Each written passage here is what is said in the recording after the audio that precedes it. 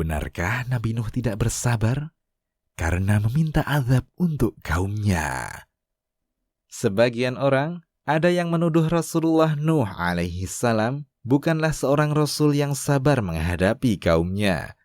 Padahal Allah sendiri menggelarinya ulul azmi di antara para rasul. Alasan orang-orang yang menuduh Nabi Nuh tidak sabar karena Nabi Nuh memintakan azab kepada Allah untuk kaumnya. Mari pahami alur kisahnya. Mengapa Nabi Nuh mengucapkan demikian? Sehingga kita tidak berburuk sangka kepada utusan Allah yang mulia. Kaum Nuh adalah kaum yang ingkar kepada Allah dan Rasul-Nya. Tidak hanya melakukan kekufuran, mereka juga senantiasa menentang Nabi Nuh untuk mendatangkan azab sebagai bukti kebenaran dakwahnya itu. Mereka mengatakan, sebagaimana firman Allah Ta'ala, "Hai Nuh, sesungguhnya kamu telah berbantah dengan kami, dan kamu telah memperpanjang bantahanmu terhadap kami. Maka, datangkanlah kepada kami azab yang kamu ancamkan kepada kami, jika kamu termasuk orang-orang yang benar." Quran Surat Hud ayat 32. Namun Nabi Nuh tetap bersabar dan tidak membalas perkataan mereka dengan mengiyakannya atau menanggapinya dengan ancaman. Beliau hanya mengatakan bahwa keputusan azab bukanlah kehendaknya, melainkan hanya kehendak Allah semata. Nuh menjawab, "Hanyalah Allah yang akan mendatangkan azab itu kepadamu jika Dia menghendaki, dan kamu sekali-kali tidak dapat melepaskan diri." Quran Surat Hud ayat 33. Nabi Nuh telah berdakwah selama 950 tahun. Tidak hanya di siang hari, namun juga di malam hari, beliau tidak berhenti menyeru kaumnya. Selama masa yang panjang itu pula, beliau bersabar atas gangguan fisik maupun psikis yang ia terima. Nuh berkata, "Ya Tuhanku, sesungguhnya aku telah menyeru kaumku siang dan malam. Namun seruanku itu hanyalah menambah mereka lari dari kebenaran." Quran Surat Nuh ayat 6 hingga 7. Tidak hanya menolak seruan Nabi Nuh, mereka pun mengejeknya dengan menutupi telinga-telinga mereka. "Dan sesungguhnya, setiap kali aku menyeru mereka kepada iman, agar engkau mengampuni mereka, mereka memasukkan anak jari mereka ke dalam telinganya dan menutupkan bajunya ke mukanya, dan mereka tetap mengingkari dan menyombongkan diri dengan sangat."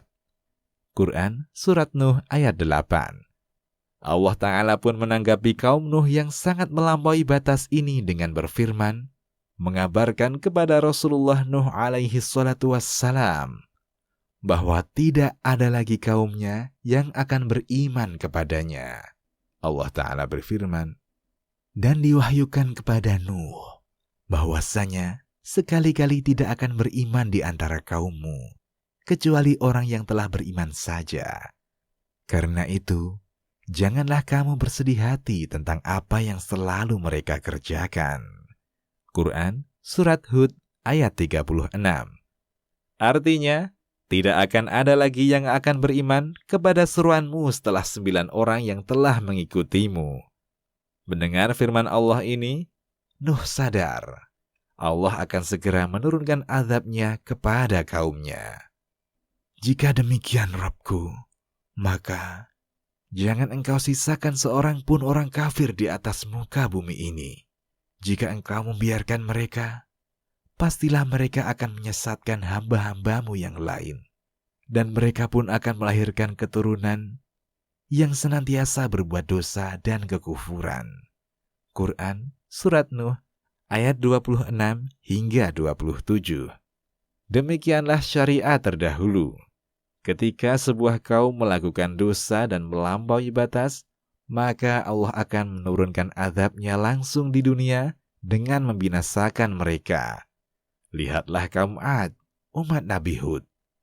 Ketika mereka ingkar dan terus-menerus menyombongkan diri, Allah binasakan mereka dengan angin topan.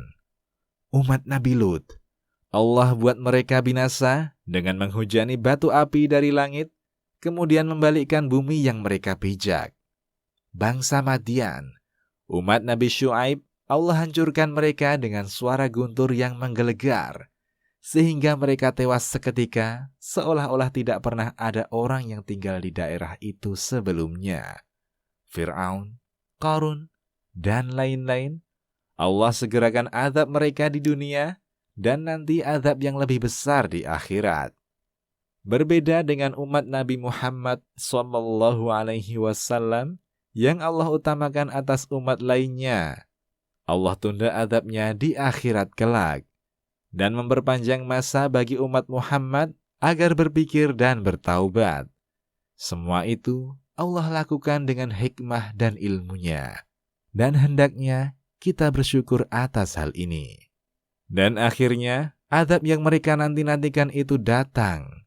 Langit menurunkan air yang sangat deras, dan bumi pun mengeluarkan air yang melimpah. Bumi pun menjadi lautan yang sangat besar, yang ombaknya saja setinggi gunung. Allah Ta'ala berfirman, dan bahtera itu berlayar, membawa mereka dalam gelombang laksana gunung.